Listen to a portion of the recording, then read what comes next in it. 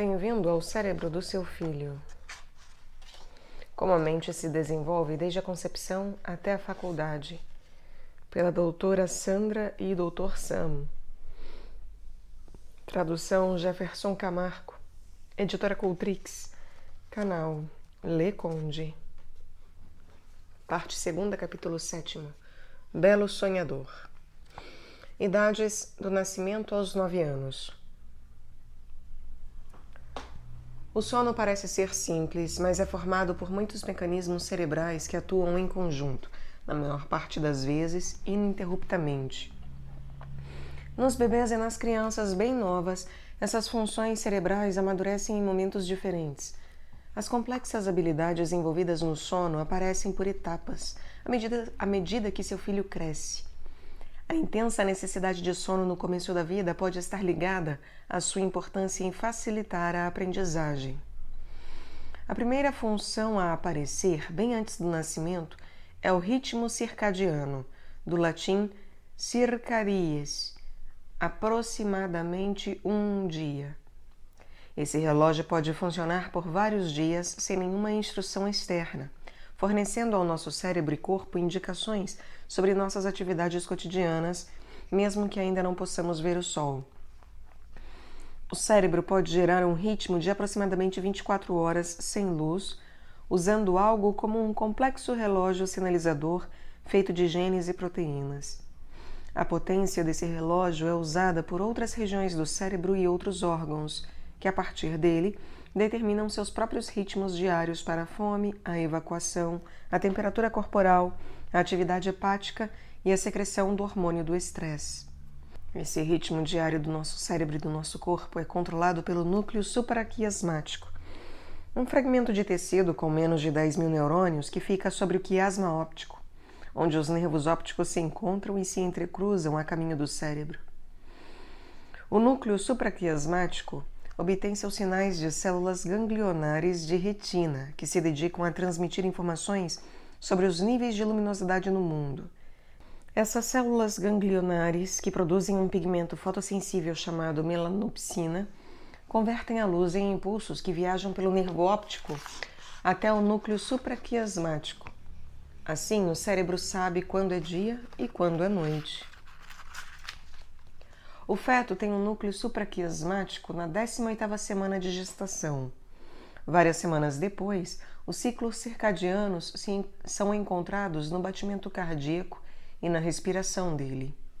Esse ritmo talvez seja coordenado pelos sinais dia e noite provenientes da mãe, como a liberação rítmica de 3 hormônios: o hormônio liberador de corticotropina, CRH, o cortisol e o sinal indutor do sono, a melatonina. Depois do nascimento de seu bebê, esse ritmo desaparece de repente. Como qualquer pai ou mãe de primeira viagem poderá dizer, os recém-nascidos têm padrões de sono extremamente irregulares, embora seja possível dirigir um pouco o ritmo por meio dos horários de alimentação. A partir dos 3 meses de idade, os padrões de dormir e acordar do seu bebê começam a ser influenciados por referenciais como o tempo de alimentação e as rotinas da noite. Portanto, você pode regularizar o padrão do bebê ao determinar uma rotina diária invariável. Mesmo assim, nas primeiras semanas depois do nascimento, quase não há um padrão que se possa chamar de dia a dia. Nos bebês, o ciclo dormir-acordar dura mais ou menos 50 a 60 minutos, sem nenhuma relação com o tempo do dia. Mais tarde, esse ciclo de sono diminui, passando para um ciclo ultradiano, com menos de um dia de duração, de maior e menor estado de vigília, cujo ritmo é de aproximadamente 1 hora até os 3 anos e, aos 5, chega a 90 minutos, o ciclo que permanecerá pelo resto da vida.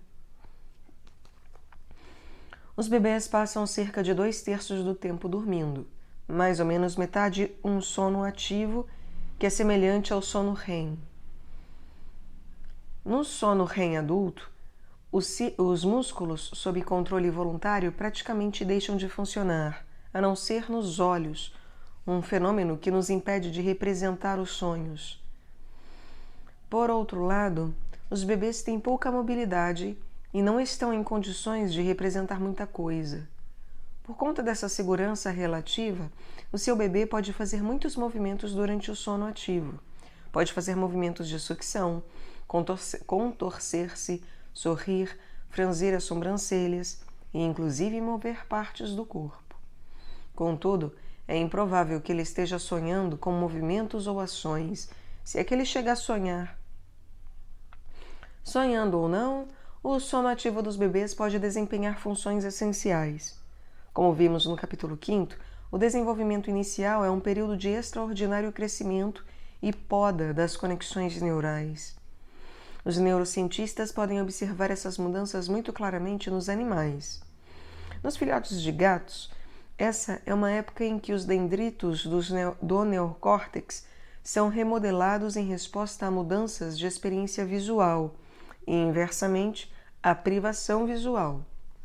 O sono intensifica esse processo de remodelamento, uma parte necessária do desenvolvimento. Por outro lado, a perda de sono diminui a mutabilidade das estruturas dendríticas, um dos principais componentes da plasticidade neural. As pesquisas sugerem que isso se aplica tanto aos mamíferos adultos como aos jovens. Uma consequência possível de todo esse remodelamento é que o sono pode ajudar a consolidar alguns tipos de aprendizagem, inclusive a transferência de informações da memória de curto prazo para a memória de longo prazo. Nos 6 meses seguintes, quando o bebê entra pela primeira vez em contato com os ciclos do dia e da noite, o ritmo circadiano será recuperado aos poucos. O primeiro sinal de progresso é uma ligeira queda da temperatura corporal central ao amanhecer do dia. Por volta de 3 meses, cerca de 2/3 das crianças dormem pelo menos 5 horas por noite. O estado de vigília consciente depende de colunas de neurônios nas profundezas do cérebro, a chamada formação reticular. A formação reticular torna-se ativa quando estamos despertos graças a mecanismos que não são completamente entendidos, mas que implicam a atuação de neurotransmissores secretados no interior do cérebro, como a acetilcolina e a norepinefrina, também chamada noradrenalina. O sono REM é controlado por neurônios na ponte. Esses neurônios enviam axônios e comandos para a frente e para baixo. As conexões descendentes impedem que os neurônios motores disparem sinais elétricos e, portanto, que causem contrações musculares. Para isso, usam várias vias ainda não identificadas de neurotransmissores. A função das conexões que projetam para a frente é desconhecida, mas elas podem estimular a plasticidade e talvez a atividade onírica.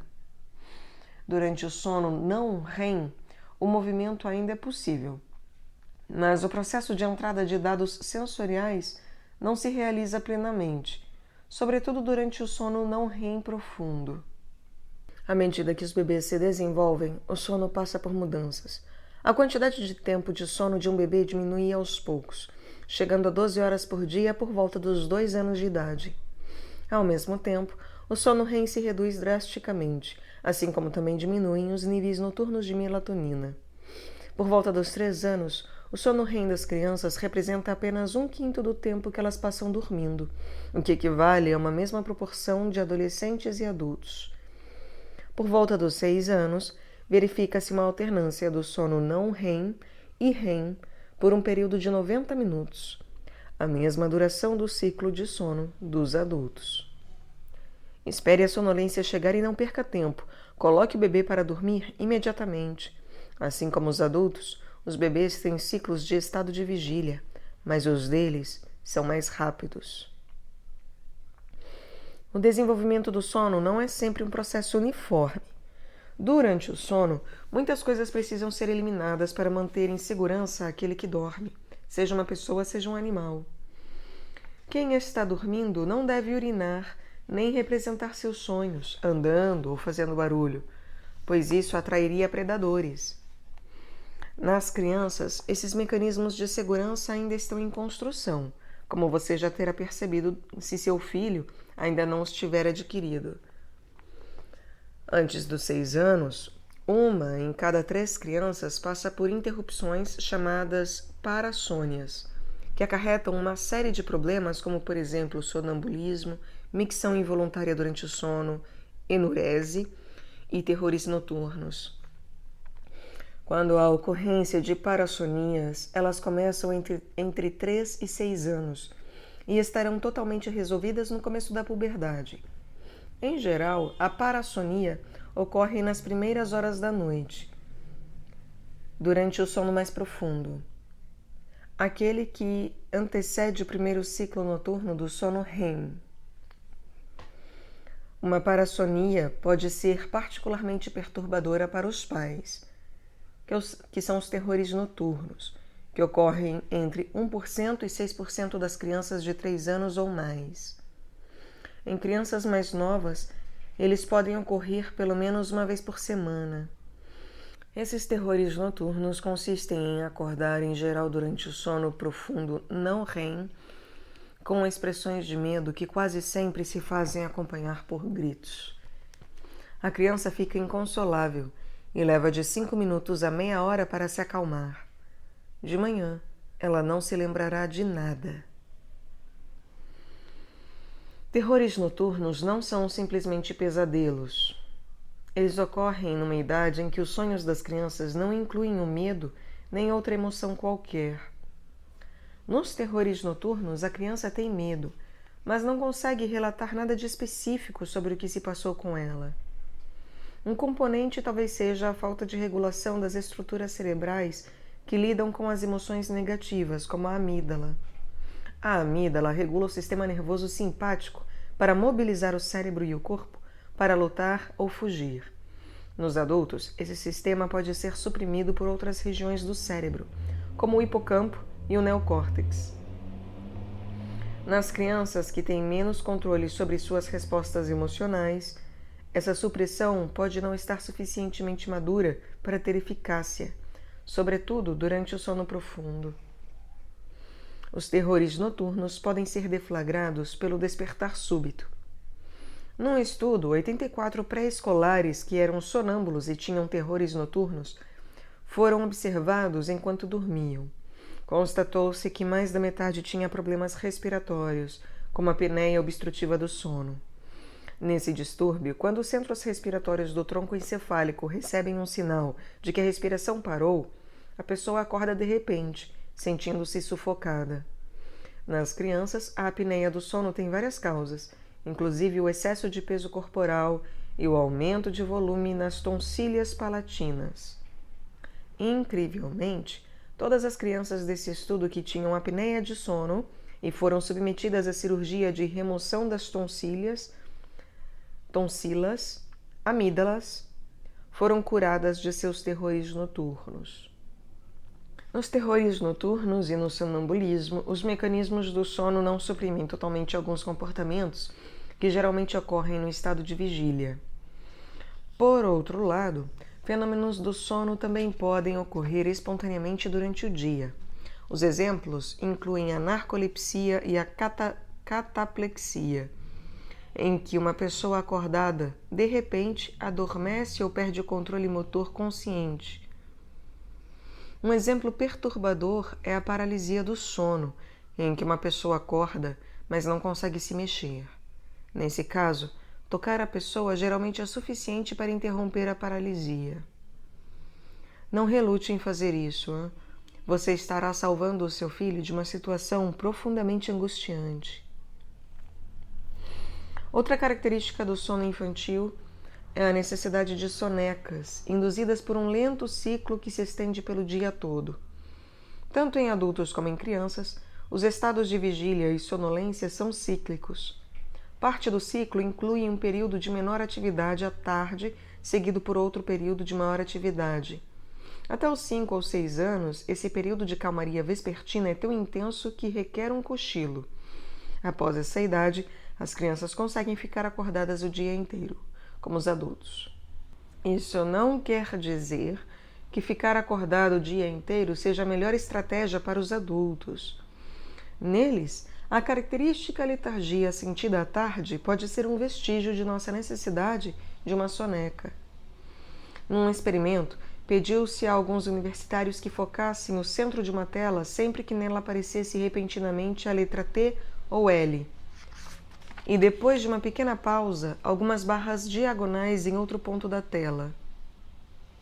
Os alunos testados no início do dia identificavam tanto a letra como a orientação das barras, mesmo quando elas apareciam em rápida sucessão.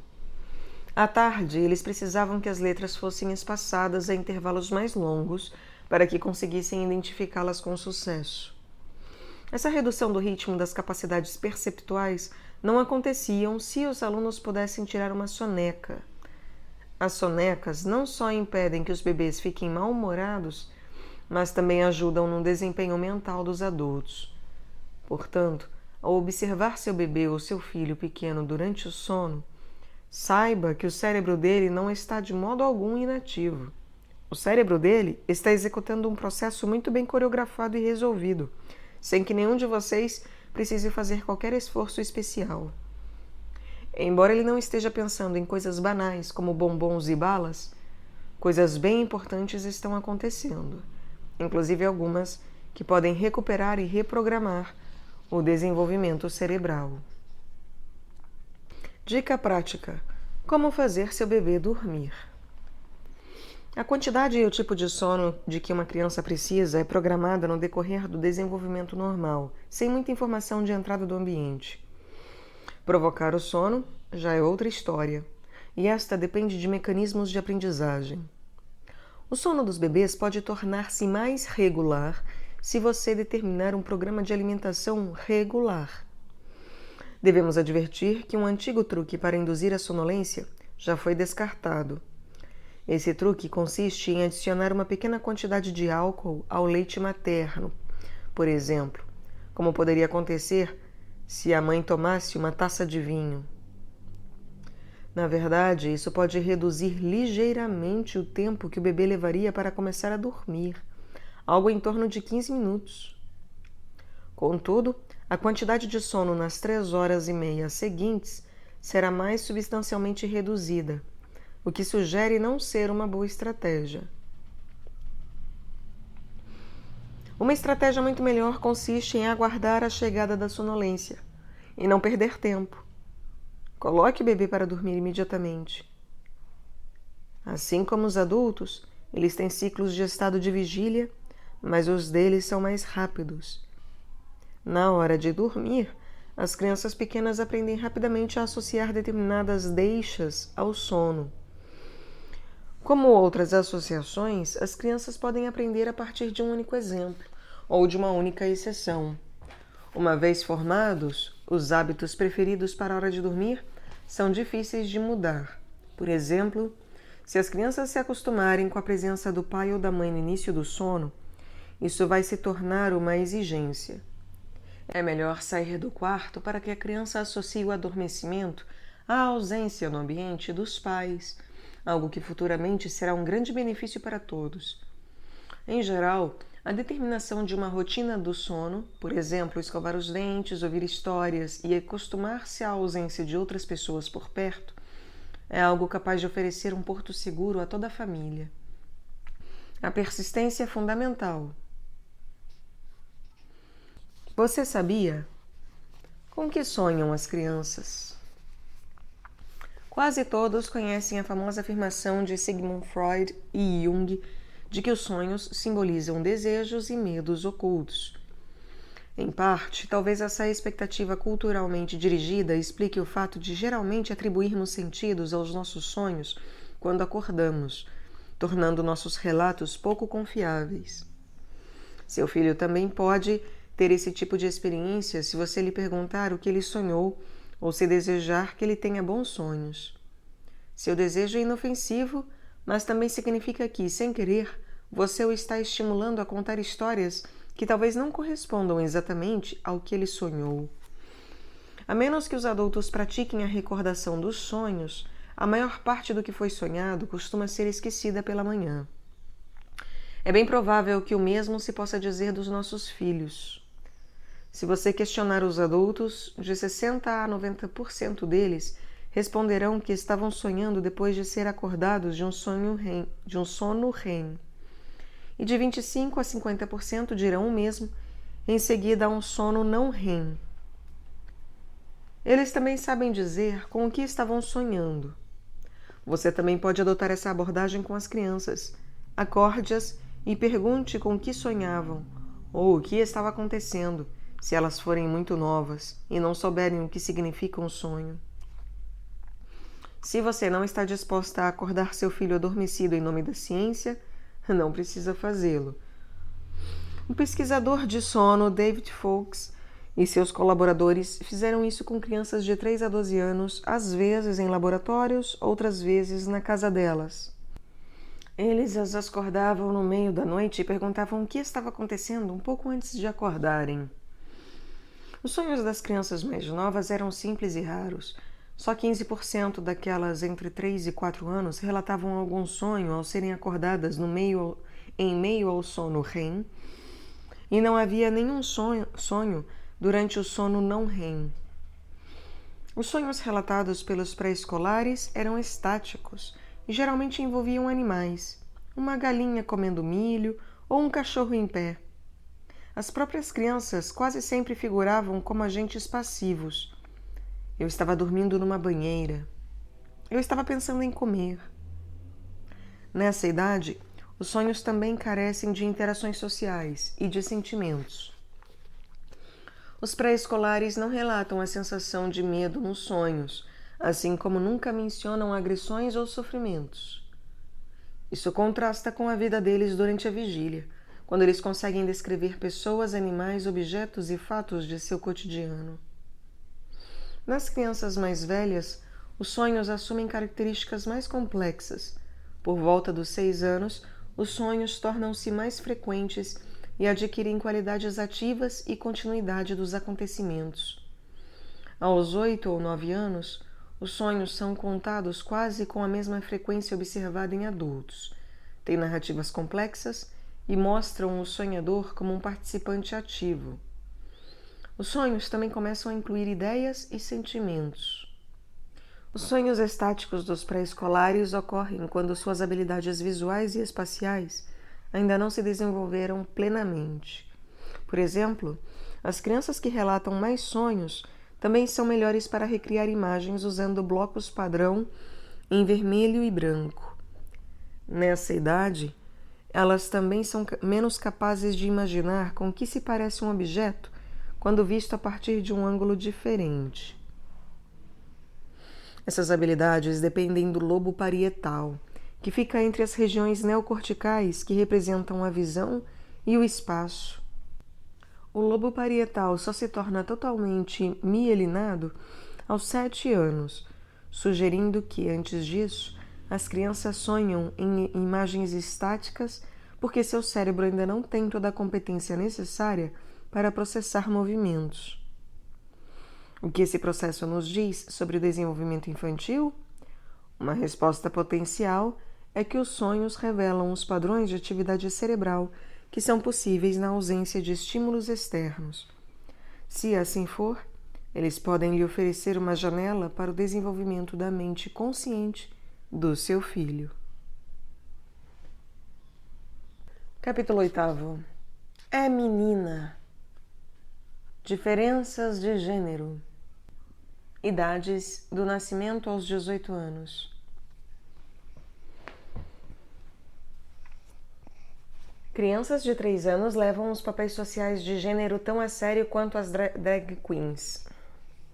Uma de nossas colegas estava decidida a libertar seus filhos das expectativas tradicionais de gênero. E então comprou uma boneca para o menino e alguns caminhõezinhos para a menina. Mas a estratégia durou pouco, porque logo o menino começou a usar a boneca para bater pregos e a menina passou a fazer de conta que os caminhõezinhos conversavam entre si. Confusos, muitos pais se perguntam de onde vem esse comportamento tão estereotipado, principalmente nas famílias em que a mãe jamais usaria um vestido cheio de babados cor-de-rosa e o pai prefere preparar o jantar a assistir futebol. No mundo inteiro, uma fase de intensa adesão a um papel sexual parece ser importante para o desenvolvimento de uma sólida identidade de gênero. Essa obstinação nos traz à lembrança o estágio inicial da aprendizagem gramatical, outra área em que as crianças aplicam regras recém-adquiridas com mais constância do que seria necessário. Eu fazeu isso em vez de eu fiz isso. Tendo em vista as diferenças comportamentais de meninos e meninas, você talvez imagine que o cérebro deles tenha diferenças muito importantes. Devido ao grande interesse de nossa sociedade por diferenças de sexo, os pesquisadores fizeram milhares de estudos sobre esse tema e os jornalistas adoram publicá-los. Como essa literatura é ampla e variada, sempre que possível, nas avaliações que delas fizemos, recorremos à meta-análise para a verificação das descobertas. O exame cuidadoso desse material revelou padrões muito importantes. Ao avaliarmos relatos sobre diferenças de sexo, é importante prestar atenção à dimensão dos efeitos. A maioria das diferenças de gênero é pequena demais para que lhe atribuamos alguma diferença prática, e algumas diferenças minoritárias são importantes quando comparamos grupos. Contudo, só algumas delas nos dizem algo de significativo sobre os indivíduos. Por exemplo, as meninas, em termos gerais, são mais propensas a ouvir sons em baixo volume. Mas seria impossível determinar se uma criança é de sexo masculino ou feminino somente pelo conhecimento da capacidade auditiva dela, uma vez que todos os registros são igualmente encontrados em meninos e meninas. Além disso, para quase todas as diferenças de sexo, as diferenças entre meninos e meninas individualmente considerados são muito maiores do que as diferenças gerais entre os sexos, com algumas exceções importantes. O que queremos dizer quando afirmamos que uma diferença de gênero é grande ou pequena? Sejamos técnicos por um momento. Para avaliar o tamanho de uma diferença entre dois grupos, os cientistas geralmente fazem um cálculo estatístico chamado D', ou tamanho do efeito, definido como a diferença entre grupos dividida pelo desvio padrão, uma medida de variabilidade de um ou de ambos os grupos. Se não houver diferença, o D' será zero. O D' fica maior à medida que o tamanho da diferença das pontuações médias entre os grupos também aumenta, relativamente à variação entre as pontuações dentro de cada grupo. Essa ideia é mais fácil de explicar por imagens do que por palavras. A ilustração na página ao lado mostra as diferenças entre grupos correspondentes aos valores D' típicos.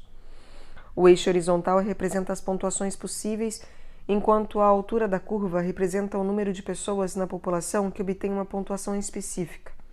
De cima para baixo, essas diferenças seriam consideradas pequenas, médias ou muito grandes. Examinemos agora alguns exemplos específicos. Para as diferenças de gênero na altura dos adultos nos Estados Unidos, a curva à esquerda do painel inferior, D' igual a 1,9, representaria as mulheres e a curva à direita representaria os homens. O eixo horizontal indicaria as alturas baixa, esquerda, e alta, direita, com o pico da curva feminina em 1,52 m e 9,65 cm, a altura média para as mulheres, e o pico da curva masculina em 1,52 m e 23,88 cm, a altura média para os homens. Um homem de altura média é mais alto do que 92% das mulheres. Na literatura pesquisada, o valor de D', que seja pelo menos de 0,8, é considerado grande, o que constituiria, portanto, uma grande diferença. No outro extremo, tomemos como exemplo uma pequena diferença que já mencionamos, a audição. Exatamente, vários autores têm apresentado argumentos em favor da educação com classes não mistas, em parte com base na ideia de que meninas têm a audição mais sensível do que meninos e que, portanto, respondem melhor a professores que falam baixo, mais baixo. Para a sensibilidade auditiva, a curva à esquerda no painel superior, D' igual a 0,2, representaria os meninos, e a curva à direita representaria as meninas. Como a diferença entre os grupos é pequena, como se pode ver, as duas curvas são quase sobrepostas. As diferenças individuais de audição dentro de cada sexo são muito maiores do que as diferenças entre meninos e meninas. E, tendo em vista que muitos meninos têm a audição mais aguçada do que um grande número de meninas, não faz sentido defender a segregação sexual nessas bases. Se você acha que a audição sensível influencia o modo como as pessoas aprendem, o correto seria separá-las com base na audição delas, e não no gênero a que pertencem. Trata-se de duas coisas distintas. Só algumas diferenças de gênero são suficientemente significativas para prever o comportamento individual. A maior diferença comportamental conhecida em qualquer idade é a preferência por brinquedos em crianças de 3 anos. Os pais que tentam impedir que seus filhos homens brinquem com armas de brinquedo, logo descobrem que qualquer pedaço de madeira, ou na falta de outra coisa, até uma boneca, pode se transformar numa arma na imaginação de um garoto.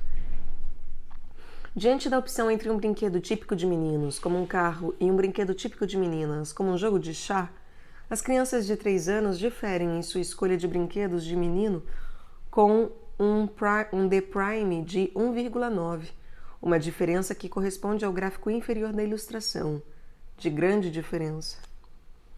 Isso significa que você pode saber muito bem qual é o sexo de uma criança bem nova com base na sua escolha de brinquedos, tendo em vista que 97% dos meninos são muito mais propensos a brincar com brinquedos tipicamente masculinos do que uma menina típica. Como a brincadeira ajuda as crianças a aprender a praticar um grande número de habilidades, as diferenças de sexo no modo como elas passam seu tempo pode influenciar as habilidades que elas levarão consigo pelo resto da vida. O surgimento de preferências por brinquedos é um estágio inicial do desenvolvimento da identidade de gênero, definida como a autoidentificação de seu filho como homem ou mulher. As preferências por brinquedos por influências de gênero são encontradas em todas as culturas, a partir de 1 ano de idade. Até os bebês têm algum entendimento de gênero, mas só algumas crianças de 2 anos conseguem afirmar com certeza se são meninos ou meninas ou distinguir, sem erro, fotos e imagens de homens e mulheres. A maior parte das crianças, repetindo, em todas as culturas, chega a essa etapa por volta dos 2 anos e meio, e quase todas as crianças a alcançam por volta dos 3. As que já chegaram a esse momento de seu desenvolvimento têm mais facilidade para escolher o brinquedo certo do que as que ainda não o fizeram. É praticamente inquestionável que as preferências por brinquedos têm uma base inata, embora também sejam influenciadas pela cultura. O indício do acerto dessa afirmação encontra-se no fato de que os macacos preferem brincar com caminhões, enquanto as macacas preferem as bonecas. Outro indício é que as preferências por brinquedos típicos de meninos são mais comuns em meninas com uma síndrome chamada hiperplasia adrenal congênita, ou HAC. Devido a um defeito congênito na síntese do hormônio adrenal, as meninas com hiperplasia adrenal congênita são expostas a um excesso de testosterona e outros andrógenos, masculinizando seu cérebro e, até certo ponto, seu próprio corpo, ainda no útero. Como essa disfunção hormonal pode ser tratada já a partir do nascimento, essas meninas oferecem a oportunidade de examinar os efeitos da exposição pré-natal a hormônios masculinos no comportamento futuro. Ao crescerem, as meninas tendem a diversificar suas preferências por brinquedos. Por volta dos 5 anos, quase a metade delas pegará um brinquedo típico de meninos se surgir a oportunidade. Os meninos, por sua vez, continuam a recusar brinquedos de meninas, provavelmente porque a punição social por agir como menina seja bem maior. Tanto os amigos como a mãe ou o pai, principalmente os pais, são bastante categóricos em criticar os meninos que escolhem brinquedos de meninas. Alguns pais se preocupam com a possibilidade de que, se deixarem seus filhos homens brincarem com brinquedos de menina, eles se tornem homossexuais quando crescerem. Mas essa preocupação confunde correlação com causação. O fato de os pais apoiarem ou não os hábitos de seus filhos homens é irrelevante para a orientação sexual deles no futuro. É verdade que cerca de metade dos meninos que preferem brinquedos de menina realmente se tornam homossexuais, mas também é verdade que isso não acontece com muitos deles. Por sua vez, as meninas masculinizadas raramente se tornam homossexuais.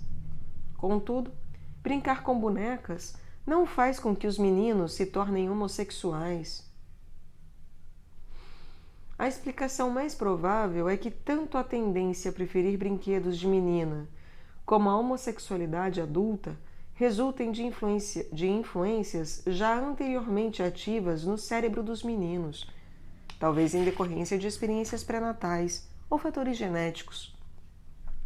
O tratamento psiquiátrico destinado a estimular o comportamento mais masculino não tem nenhum efeito sobre a orientação sexual adulta.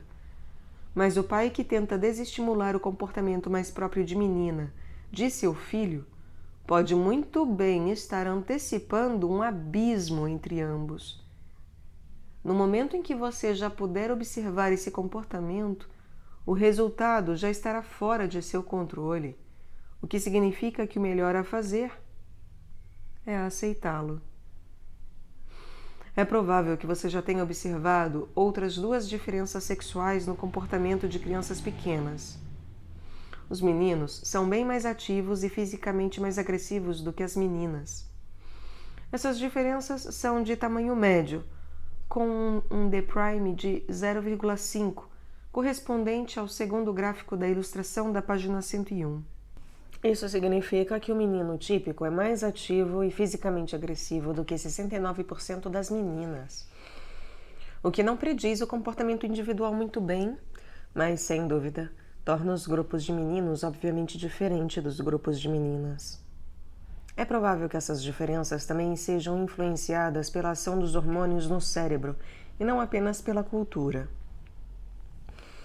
Os macacos jovens brincam de maneira mais violenta do que as macacas, e esse comportamento pode ser modificado pelo tratamento hormonal. Do mesmo modo, as meninas com HAC são mais agressivas e ativas do que as outras, o que mais uma vez sugere uma influência hormonal precoce sobre esse comportamento. É possível que, em consequência dessas diferenças comportamentais, já a partir dos 2 ou 3 anos de idade, as crianças prefiram brincar com outras crianças do mesmo sexo. Essa segregação grupal permanece ao longo de todo o ensino fundamental.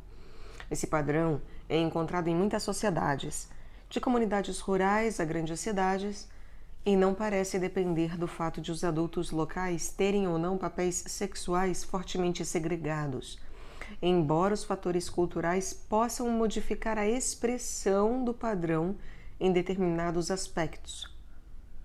O mesmo acontece até entre macacos e grandes símios. Se houver apenas algumas crianças disponíveis, meninos e meninas brincarão juntos, mas sempre que possível, os grupos serão separados por gênero. Esse comportamento reforça as normas de gênero, uma vez que as crianças estão aprendendo sobre suas identidades de gênero.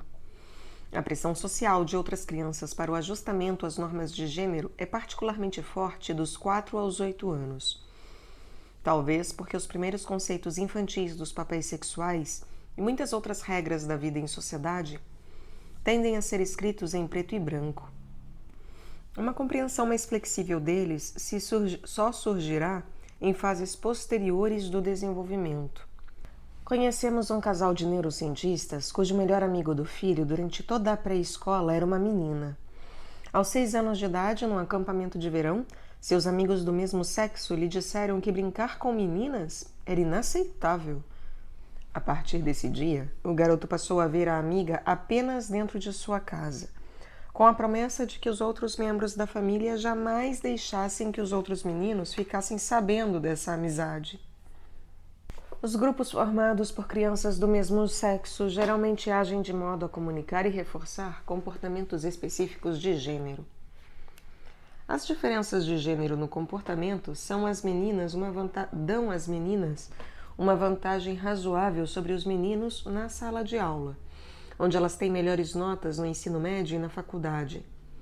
O cérebro delas amadurece antes, e os volumes de pico da maior parte das estruturas cerebrais ocorrem de 1 a 3 anos mais cedo nelas.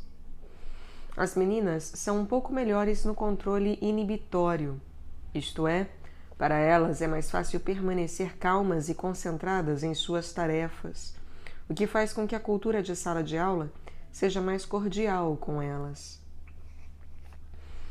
Na média, as meninas são um pouco mais avançadas em algumas áreas de desenvolvimento nos primeiros anos de escola.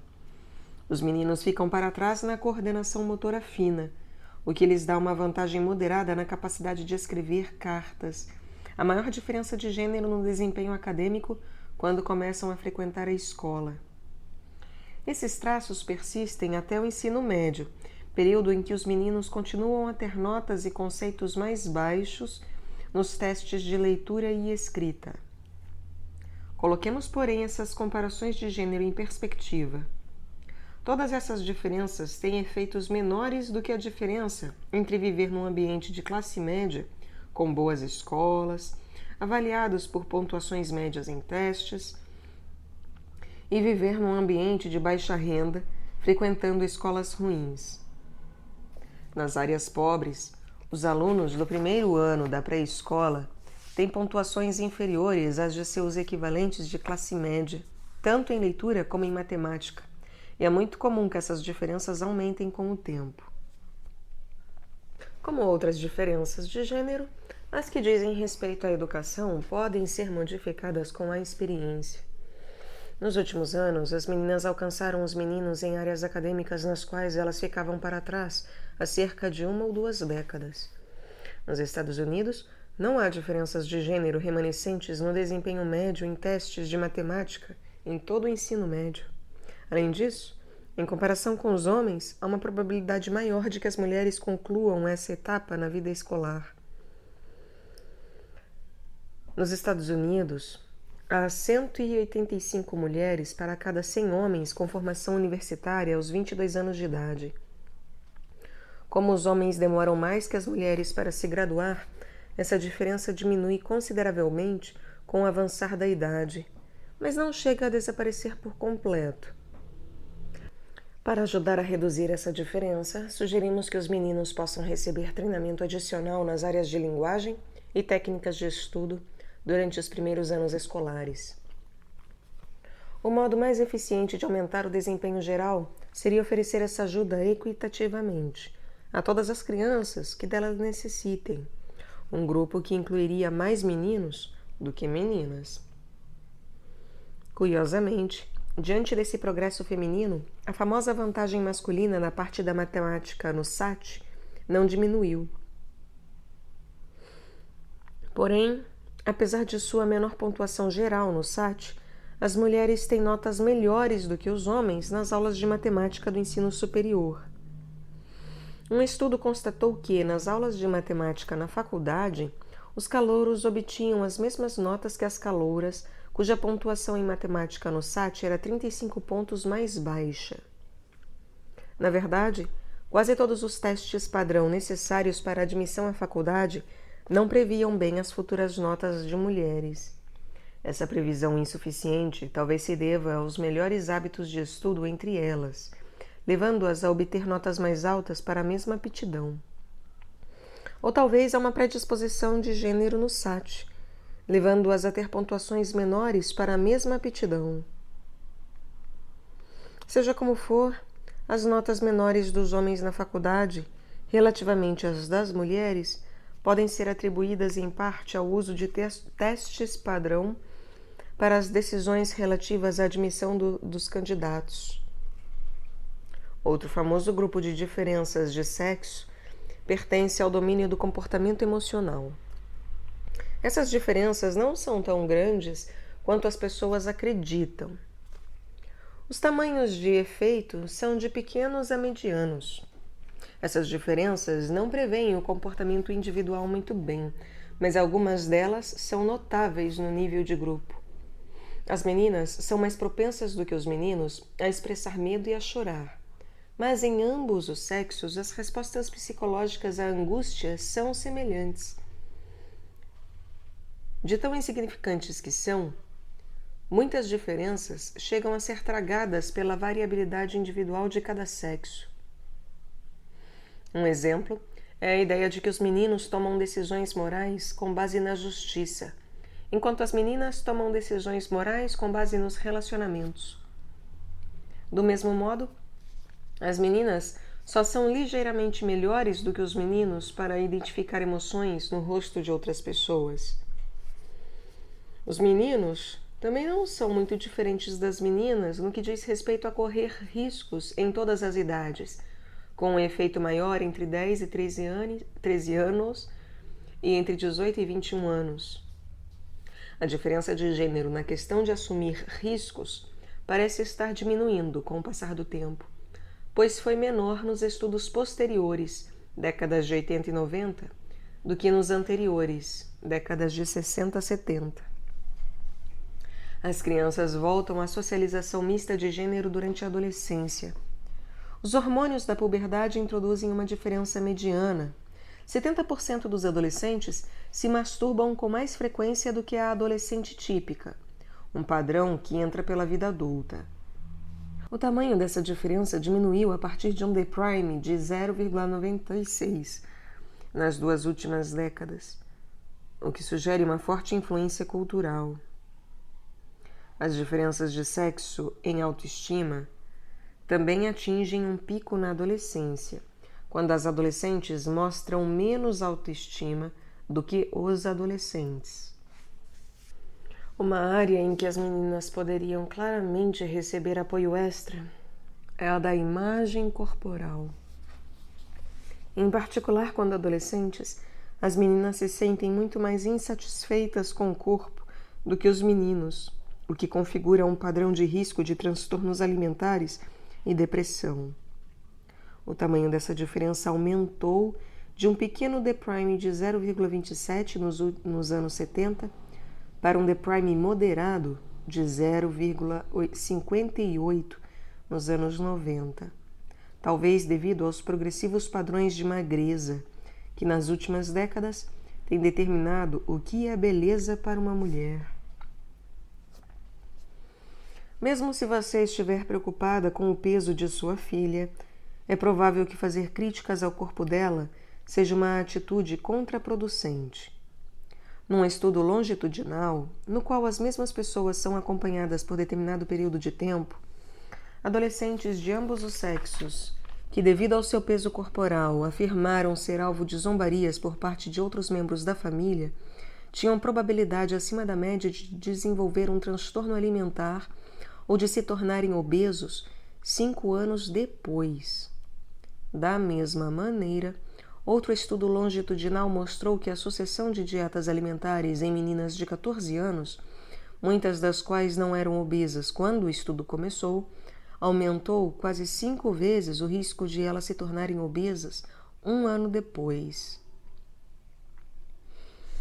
Uma coisa interessante sobre todas essas diferenças de sexo é que o tamanho da diferença não prevê em que medida elas são maleáveis.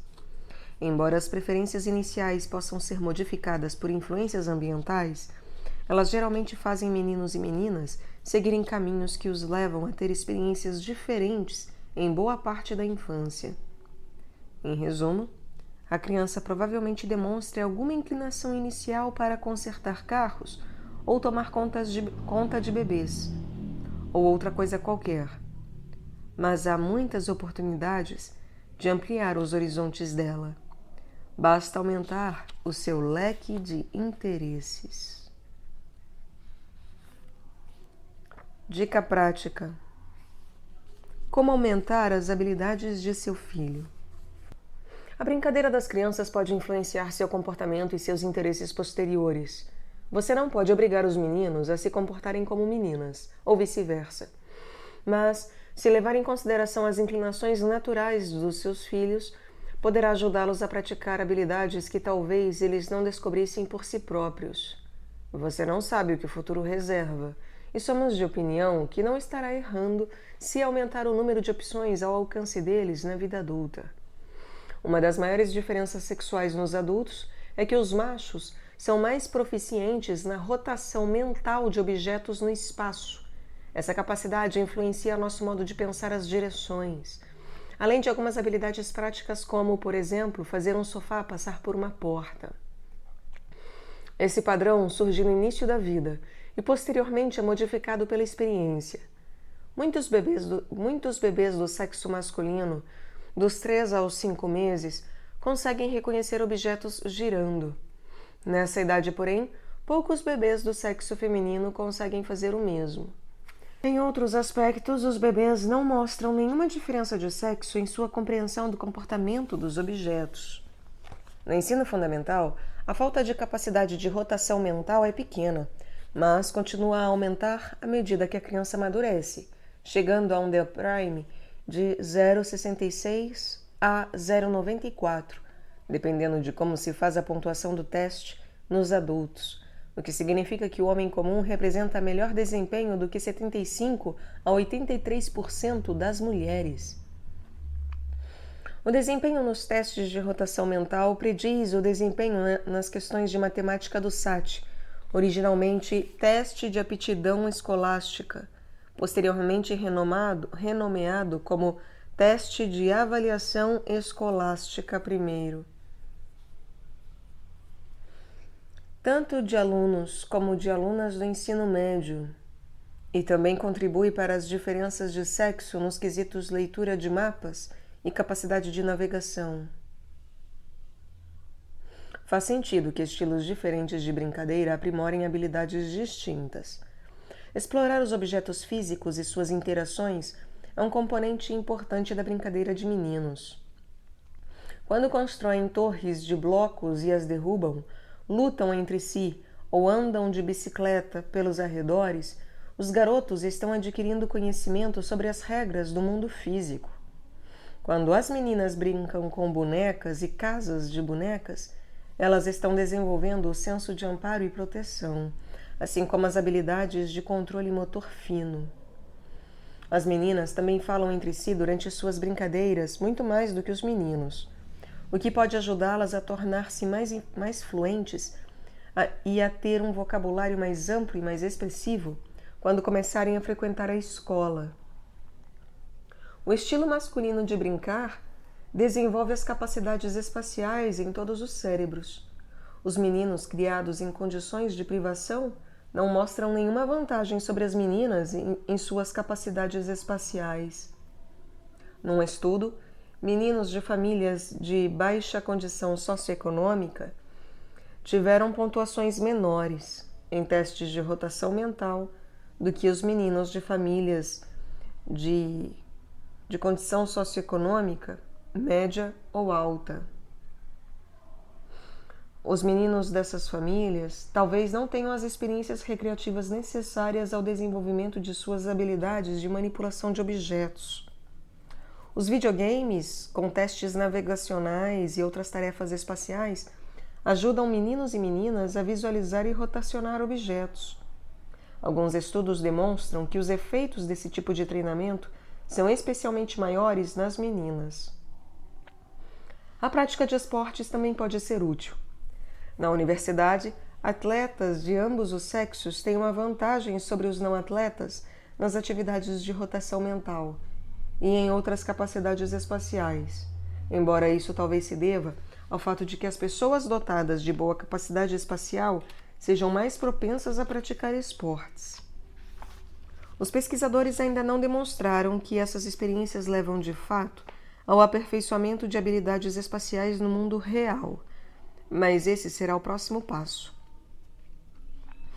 Como os pais podem ajudar seus filhos a desenvolver uma grande variedade de habilidades? Estimular as meninas a brincar com videogames pode aprimorar seu raciocínio espacial, assim como a facilidade para lidar com computadores. Também sugerimos que as meninas pratiquem esportes, quando ainda bem jovens, uma vez que a timidez pode inibir as adolescentes, comprometendo sua aquisição de novas capacidades físicas. Conversar com os meninos e ler para eles pode ajudá-los a adquirir melhores habilidades linguísticas já a partir da infância. Os meninos também podem se beneficiar de uma ajuda adicional com a aquisição de maior consciência fonológica nos anos de pré-escola, bastando para isso que os pais lhes apontem que letras equivalem a que sons durante a leitura. Da mesma maneira, você pode aproveitar a atração dos seus garotinhos pelo computador e incentivá-los a escrever histórias na tela, ou escolher livros sobre pilotos de caça ou dinossauros, estimulando o interesse deles pela leitura. No livro Pink Brain, Blue Brain, da neurocientista Elise Elliott, você encontrará muitas outras sugestões para ajudar meninos e meninas a se transformarem em adultos bem formados. Capítulo 9. Adolescência. Nem tudo é uma questão de sexo. Idades de 12 a 20 anos. Você talvez se apavore com a entrada do seu filho na adolescência, já prevendo uma época tumultuada, dominada por hormônios e comportamentos erráticos. A verdade, porém, é bem mais complexa e inclui muitas outras mudanças que são extraordinariamente positivas. Embora passos fundamentais no amadurecimento sexual ocorram e sejam dados nessa época, uma série de mudanças não associadas ao sexo também ocorrem antes e depois da puberdade. Mais do que qualquer outra coisa, o cérebro adolescente é extremamente dinâmico. Durante a adolescência, que começa no despertar da puberdade, geralmente entre 11 e 13 anos, e vai até os 20, quando não um pouco mais, as crianças fazem grandes movimentos na direção de ter uma vida própria. Elas exploram novos interesses, organizam seu próprio comportamento e buscam relacionamentos sérios fora da esfera familiar. Deleitam-se ou sentem-se constrangidas com as novas capacidades de seus corpos. A maioria das pessoas se lembra de seus anos de adolescência como uma época de possibilidades quase ilimitadas, de idealismo e incontáveis opções. Amigos nossos muitas vezes pegam sua filha adolescente estudando verbos espanhóis até tarde da noite, trabalhando num belo e complicado desenho, procurando letras de músicas, fazendo um regime de condicionamento para seus exercícios no tecido acrobático, ou simplesmente lendo ou pensando. A adolescência também é uma época de risco. Assim como os fatos anteriores e posteriores ao desenvolvimento podem levar a transtornos como o autismo, outros problemas também tendem a aparecer durante a adolescência. Depressão, transtorno bipolar, uso e dependência de drogas e esquizofrenia tornam-se cada vez mais evidentes nessa época. Além disso, os adolescentes são propensos a correr riscos porque os impulsos que os levam a buscar sensações se intensificam quando a autorregulação ainda não está totalmente madura. A um olhar superficial, o cérebro parece estar quase pronto quando as crianças entram na adolescência. Perto do fim da infância, o cérebro chegou a 95% do seu volume adulto. Os componentes individuais apresentam um percentual de 10% do seu tamanho adulto, alguns maiores, outros menores. Por trás dessa aparente maturidade, porém, grandes mudanças estão em plena atividade. O cérebro adolescente passa por uma considerável reorganização quando as sinapses são podadas, dando continuidade ao processo que começou na infância. O cérebro contém seu número máximo de sinapses, as conexões entre os neurônios, bem antes da puberdade, tanto nas pessoas como nos outros primatas. Os estudos sobre o consumo de glicose cerebral em crianças, assim como a contagem detalhada de sinapses, mostram que, por volta do começo da adolescência, o neocórtex humano atingiu o número das sinapses em adultos e usa aproximadamente 1/4 menos de energia do que no início da infância. Mesmo assim, a eliminação de sinapses está longe de ter se concluído. Na verdade, as medições em macacos rezos mostram que o cérebro deles chega a perder 30.000 sinapses por segundo durante a adolescência. Em nosso cérebro maior, é provável que esse número seja mais alto. Antes de examinar o que o cérebro do seu filho adolescente é capaz de fazer, faremos aqui uma breve exposição técnica. Para explicar como e por que o comportamento do seu filho está mudando, precisamos lhe fornecer alguns detalhes no nível das células e conexões que lhe mostrarão o que há de essencial nesse contexto. Como você certamente esperava, as mudanças no número de sinapses são acompanhadas por mudanças visíveis na matéria cinzenta do neocórtex, onde ficam os neurônios, dendritos e sinapses. O padrão geral é que a matéria cinzenta atinja a sua densidade máxima e depois decaia em cerca de 5% a 10%. Assim, os circuitos do cérebro são moldados e refinados antes da maioridade, quando o dono do cérebro está adquirindo novas capacidades que lhe permitirão agir mais ativamente com o processo. Essas mudanças de amadurecimento ocorrem em épocas diferentes em partes diferentes do cérebro. Em termos gerais, a matéria cinzenta, que contém todos os neurônios e sinapses, além de um grande número de conexões, atinge seu maior volume por volta dos 9 a 11 anos de idade. Nesse período, a matéria branca ainda está em desenvolvimento. No neocórtex, as primeiras áreas a atingir densidade máxima são as regiões mais extremamente frontais e occipitais, na parte posterior-inferior do cérebro. As áreas entre elas são então preenchidas, numa trajetória que vai da parte posterior para a anterior. O córtex temporal atinge densidade máxima por volta dos 14 anos, seguido pela maior parte do córtex frontal. Por último, a matéria branca, feita de axônios recobertos por mielina que transportam informações a regiões distantes, se desenvolve, sobretudo em forma de conexões entre o córtex frontal e o temporal. Um sinal de que o cérebro adolescente está se tornando mais eficiente é o fato de haver melhor coordenação entre áreas cerebrais distantes. Esse progresso é percebido em sinais que variam junto, coerência e atravessam mais rapidamente as distâncias.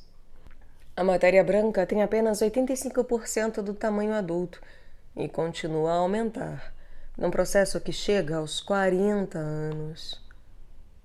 À medida que a matéria branca cresce, fibras axonais tendem a aumentar e axônios com mais substância gordurosa transmitem sinais em maior velocidade. Como os axônios de matéria branca intermediam a comunicação entre regiões cerebrais distantes, essa mudança costuma ter fortes implicações funcionais, embora até o momento não saibamos quais sejam. O ritmo das mudanças do desenvolvimento varia de criança para criança. Um estudo de crianças que tiveram o cérebro repetidamente submetido ao imageamento cerebral durante o fim da infância e adolescência revelou que as mais inteligentes tinham densidade de matéria cinzenta que atingia seu desenvolvimento máximo mais rápida e intensamente, mas que também diminuía mais rapidamente. Esse resultado sugere a possibilidade de que uma chave para o entendimento da inteligência não é o tamanho do cérebro, mas a capacidade de operar mudanças. Embora essas diferenças sejam demasiado variáveis para permitir a avaliação de indivíduos.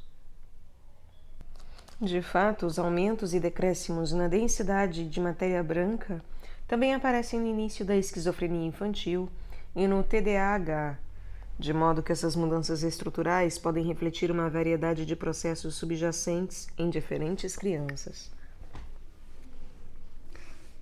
O que todas essas mudanças cerebrais significam para o pensamento do seu filho adolescente, ou para a falta dele, como pode ser o caso? Nos últimos tempos, O amadurecimento relativamente tardio do córtex frontal tem recebido muita atenção da mídia como uma forma de explicar a impulsividade adolescente. Até o anúncio de seguro para o carro chama a atenção para o fato de que essa região do cérebro ainda não concluiu seu desenvolvimento. Essa área participa das tarefas de função executiva, como, por exemplo, manter o autocontrole, saber planejar e resistir às tentações. Torna-se mais ativa com o passar da idade, uma exceção à tendência geral do decréscimo da atividade. Em regiões anteriores e superiores do córtex frontal, a atividade aumenta entre 12 e 30 anos. Em combinação com a maturação anterior das áreas subcorticais, que participam de emoção e de recompensa, a adolescência é uma época em que o equilíbrio entre impulso e contenção pode ser bem diferente, tanto em relação à infância como à maturidade. Os adolescentes buscam novas experiências com muito mais frequência e sua avaliação das consequências positivas e negativas é diferente da dos adultos. Esses juízos de valor podem ser investigados durante o uso do Iowa Gambling Test. É um jogo de baralho criado por pesquisadores na Iowa University. É como um teste de apostas de Iowa, que é um jogo em que as pessoas escolhem cartas de diversos montes de baralho idênticos com o objetivo de ganhar um dinheiro fictício. Os jogadores não sabem, mas alguns montes foram dispostos numa ordem pré-determinada, levando a mais perdas em termos gerais, mas também a alguns ganhos eventuais. Numa versão do jogo em que os participantes podem jogar ou passar, os adolescentes aprendem a preferir ganhar os montes, mas são menos propensos a evitar perdê-los. Só no fim da adolescência, os jogadores mostram claramente que sabem evitar os maus resultados. Nesse jogo, portanto, os adolescentes tomam decisões que admitem a possibilidade de um lance de sorte, mas atribuem pouco peso à perda. Essa descoberta de laboratório faz lembrar a observação da vida real de que os adolescentes tendem a subestimar as consequências de seus atos. Essa tendência, conhecida desde a Roma Antiga, é observada em áreas tão variadas como fazer sexo sem proteção, experimentar drogas e falar impulsivamente. Ainda que os adolescentes sejam fisicamente saudáveis, essa aceitação do risco aumenta a taxa de mortalidade nessa fase da vida. Sam teve a sorte de sobreviver à sua própria juventude, durante a qual ele costumava voltar para casa muito tarde, depois de suas noitadas, a recompensa. Certa vez, ele sofreu um grave acidente de carro, um risco decorrente do fato de ficar acordado até o ponto de dormir ao volante, e não previsto por seu cérebro adolescente, que vivia focado no curto prazo. Essas formas de impulsividade surgem numa época em que as conexões de matéria branca entre o córtex frontal e outras partes do cérebro que lidam com as recompensas e a emoção ainda não se completaram. Na adolescência, os sujeitos de pesquisas de laboratório mostram-se mais propensos a correr riscos em jogos nos quais há uma recompensa possível, dinheiro ou exibição de um rosto feliz. Quando submetidos à técnica de IRMF, imagens por ressonância magnética funcional, os adolescentes mostravam mais atividade do que os adultos no estriado ventral, uma região que pode sinalizar a antecipação de uma recompensa. Outro participante do controle dos impulsos que demora a amadurecer, o córtex orbitofrontal, parece orquestrar a conexão entre emoção e bom discernimento. Em geral, as decisões costumam ser informadas pela avaliação do cérebro a respeito de saber se um resultado é desejável ou indesejável. Uma decisão desse tipo traz consigo algum peso emocional, mesmo quando é tão simples como pegar uma roupa para usar. As pessoas com lesão no córtex orbitofrontal são incapazes de administrar bem a vida, fazem maus investimentos e opções de vida inadequadas. Um paciente, conhecido por suas iniciais EVR, tinha um tumor benigno no córtex orbitofrontal. Ele perdeu o emprego, abandonou a esposa, casou-se com uma prostituta e divorciou-se novamente em questão de meses. A remoção do tumor diminuiu esses comportamentos fora do comum. As mudanças de humor, agressividade e comportamento social dos adolescentes são provocadas por outros aspectos do desenvolvimento cerebral. Essas mudanças podem estar associadas a aumentos de tamanho e atividade da amígdala, uma parte do cérebro anterior que processa fortes emoções, tanto positivas como negativas. Em última análise, até a puberdade em si é dirigida pelo cérebro, pois o hipotálamo, uma estrutura do tamanho de uma uva que fica sob o cérebro, bem na frente do tronco encefálico, secreta o hormônio liberador de gonadotropina, como o primeiro passo de uma reação em cadeia que finalmente leva à liberação de estrógenos e testosterona para estimular a maturação sexual. Juntos, esses hormônios reorganizam poderosamente o cérebro. Muitas das mudanças cerebrais que descrevemos talvez sejam organizadas e moldadas pela sinalização hormonal. Embora os hormônios do sexo e do estresse aumentem no fim da infância e na adolescência, na maioria dos casos, os pesquisadores encontraram poucos indícios de um efeito direto dos hormônios sobre o comportamento adolescente típico. Os hormônios são um comportamento-chave para a organização do circuito neural, mas por si só, a testosterona não é muito preditiva do comportamento de risco. A combinação de um mau relacionamento entre pais e filhos com altos índices de testosterona tem uma capacidade preditiva um pouco mais acentuada. Na adolescência, um bom relacionamento, forjado já nos primeiros anos de vida da criança, pode mostrar-se extremamente compensador para toda a família. Esse princípio também se aplica aos irmãos. Melhores relações com eles favorecem o ajustamento durante a adolescência. Um pouco de impulsividade e agressividade talvez seja inevitável na vida, mas há culturas em que o ímpeto adolescente tem um papel positivo. Por exemplo, entre os imigrantes das regiões urbanas conhecidas como Chinatowns, nas grandes cidades dos Estados Unidos, a agressividade dos rapazes adolescentes contra intrusos potencialmente violentos pode ser um importante fator de proteção à comunidade. Entre os Mbuti, um grupo étnico de coletores-caçadores do Congo, os adolescentes agem em nome do grupo para punir os desvios de comportamento dos adultos com zombaria e até mesmo com vandalismo. Uma característica do comportamento adolescente nas pessoas e em outros mamíferos é o aumento daquilo que os cientistas comportamentais chamam de abordagem, a busca de novos contatos e novas situações. Combinada a outras mudanças, essa tendência pode levar à conquista de novos amigos e também à rebeldia contra membros mais velhos da família. Alguns conflitos também caracterizam essa época, embora as perturbações externas nas relações com os pais só ocorram em aproximadamente 1 entre 10 adolescentes. Isso também acontece nas outras espécies. Por exemplo, ratos adolescentes às vezes atacam os pais. Outro comportamento tipicamente adolescente, a tendência a buscar novidades, talvez seja estimulada pelos sistemas de recompensa do cérebro. A dopamina é um neurotransmissor envolvido com o início da ação e do movimento, bem como na sinalização dos acontecimentos compensadores. Nos dados de varredura cerebral, o córtex orbitofrontal e outras regiões que recebem inputs secretores de dopamina ainda estão amadurecendo na adolescência. O sistema serotonérgico,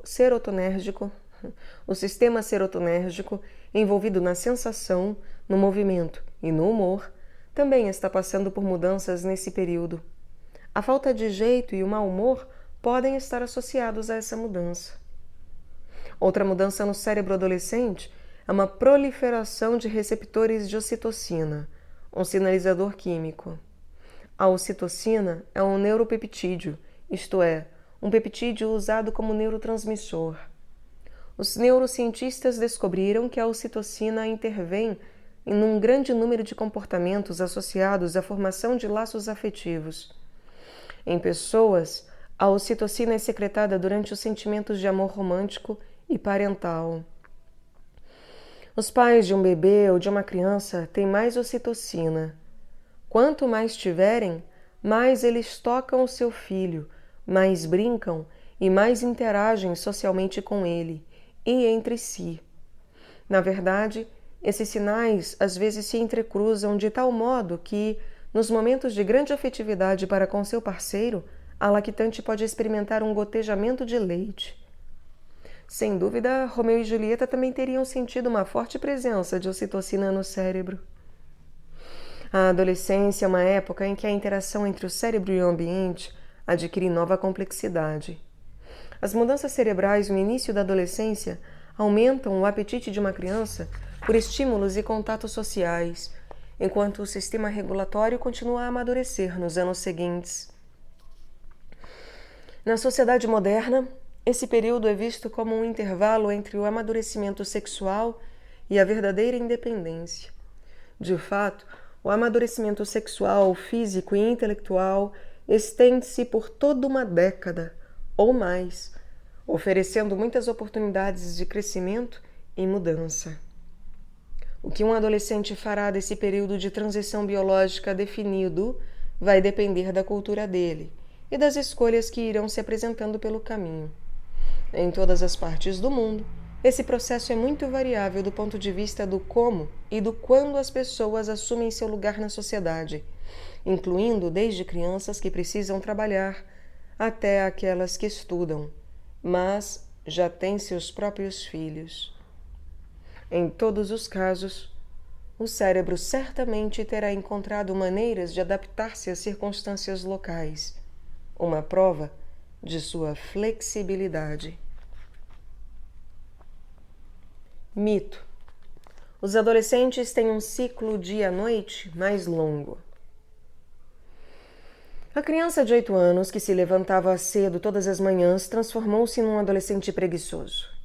Embora o corpo dele esteja na sua frente, o cérebro dele está no mínimo um fuso horário diferente. Todo mundo está se levantando, mas ele ainda quer dormir. Uma espécie de horário de verão adolescente. O que está acontecendo? O ritmo circadiano do nosso cérebro determina os períodos de tempo em que queremos acordar e dormir. Os indivíduos variam, de modo que as cotovias têm altos e baixos bem mais cedo do que as corujas, notívagas por natureza. A adolescência é acompanhada por uma mudança em que o estado de vigília é mais forte no período vespertino. E isso não acontece só com as pessoas. Na puberdade, uma mudança de 1 a 4 horas também pode ser observada em macacos e vários roedores. Há uma crença popular de que os adolescentes têm um ciclo dia e noite mais longo. Trata-se de uma impressão falsa. Se você eliminar os sinais normais de claro e escuro ou mudar repentinamente esses sinais, o relógio interno de um adolescente reagirá de maneira idêntica a qualquer pessoa de outra faixa etária. Contudo, uma diferença real nos ritmos circadianos dos adolescentes é um decréscimo nos níveis de melatonina, assim como uma mudança no tempo em que a quantidade dessa substância aumenta e diminui. A melatonina ajuda a desencadear o início do sono. Quando chega a puberdade, os níveis noturnos de melatonina caem acentuadamente, dando continuidade a uma tendência geral de decréscimo que começou na infância. Portanto, é possível que os adolescentes estejam simplesmente recebendo sinais de sono menores e mais tardios do que recebiam anos atrás, e que isso os faça protelar a hora de ir para a cama. A puberdade também traz consigo novas pressões sociais, ainda que eles só precisem de um pouco menos de sono do que as crianças. O que se espera, ou se quer, dos adolescentes é que adotem uma hora de dormir semelhante à dos adultos. Suas aulas começam de manhã bem cedo. No fim do dia, eles têm de fazer seus deveres de casa e sua atividade extraclasse, além de passar algum tempo com os amigos. Intelectual e socialmente, o mundo deles está explodindo. Mesmo depois de terem ido para a cama, as atividades como o envio de mensagens de texto fornecem uma fonte de estimulação contínua e também de falta de sono. O resultado inevitável é a necessidade de pôr em dia o sono perdido. Num estudo, os pesquisadores examinaram os hábitos de sono de meninas suíças, alemãs e austríacas por até 9 anos, depois de seu primeiro período menstrual. Nos fins de semana, elas dormiam quase 2 horas a mais por dia do que nos dias úteis, em comparação com o tempo que crianças e adultos precisam para pôr o sono em dia, isto é, menos de 1 hora. A dívida de sono tem consequências graves, inclusive a diminuição do desempenho mental, a depressão, os problemas de saúde e o ganho de peso. Um dos nomes para essa tendência adolescente, jet lag social, sugere que eles poderiam usar alguns truques dos que viajam longas distâncias. Eis alguns deles. Abrir as janelas de manhã ativará as vias de melanopsina na sua retina. Nessa hora do relógio circadiano, a exposição à luz cria a tendência de se levantar um pouco mais cedo no dia seguinte. A luz noturna cria a tendência de ir dormir mais tarde no dia seguinte. Junte-se a isso a tendência natural de ficar acordado até tarde e teremos a receita perfeita para o comportamento notívago das corujas. Portanto, ainda que o sono esteja difícil de chegar, apague as luzes e desligue o celular. Os exercícios produzem a secreção de melatonina pela glândula pineal. Um jogo de futebol ou uma boa corrida à noite talvez seja exatamente o que estava faltando para pôr o cérebro a caminho do sono.